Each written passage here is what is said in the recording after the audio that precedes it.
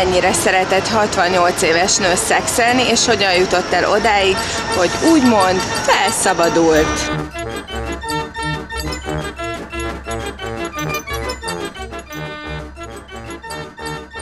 Móricz Zsigmond, Bródi Sándor, Tóth Árpád, Karinti Frigyes. Úgy tűnik, Magyarországon nincsenek női íróink. Babics Mihály, Nyírő József, Gábor Andor. Szex és nyugdíj! Mi lesz itt ma este? Én mindig is úgy gondoltam, hogy klímax után a nőknek vége. Mielőtt márciusban betöltöm a 67. évemet, szeretnék sokat szexelni egy férfival, aki tetszik nekem. Mire kell 66 évig várni? Mindenkinek nincsenek összhajszálai. Egy hihetetlenül normális nőről van szó a könyvben, akinek valóban semmiféle perverziója, egy parányi lesztikus hajlama sincs, nagyon figyeltem, hogy esetleg hátratalálok el volt.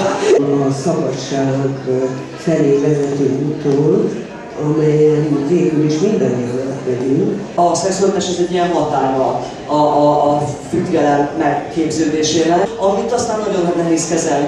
A hormon, ami drogként működik az életünkben, és hosszú évtizedekig nem igazán látunk ki belőle. Nem érzelemmentes gépész szexről van szó. Nem ugyanazok történnek, amik történhetnének vele 30 évesen vagy 20 évesen az emberre, csak az, ahogyan kezeli ezeket a dolgokat, az egy hihetetlen élet és fontos és izgalmas dolog. Uram, atyám, teljes az űrzavar. Ki öreg és ki nem?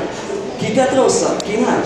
Szégyellem kellene magam, de nem szégyellem? Nagyon bátor dolog volt tőle, hogy ezt leírta és lemerte írni. Ma a villamoson utaztam, és pont velem szembe egy idős hölgy ült. És eddig úgy néztem az idős hölgyekre, hogy hát az idős hölgyek az így kész. Ott van előttem a könyv, és így arra gondolok, hogy hát lehet, hogy ő is huncutkodna, mint idős hölgy. A férfiakról úgy köztudott, hogy 100 éves korukig, és hogy így potenciálisan ők így mindig szeretnék, de hogy a hölgyekről általában klimax után leszoktunk mondani. Mindenünk számára fontos a szex. 5 év analízis nélkül nem tette volna ezt meg. Szerintem meg fogom találni a módját, hogy megoldjam a gyönyör felé vezető utat a 60-on túl is. Nekem nincsen szexuális életem, tehát nem tudom, hogy igazándiból 60 fölött lesz-e. Egy hirdetést kell feladni. Nagyon kockázatos. Bocsáss meg. Nem baj. Igen. És végül ki kellett menekülnöm a kérdéseim miatt. Gyorsan, gyorsan.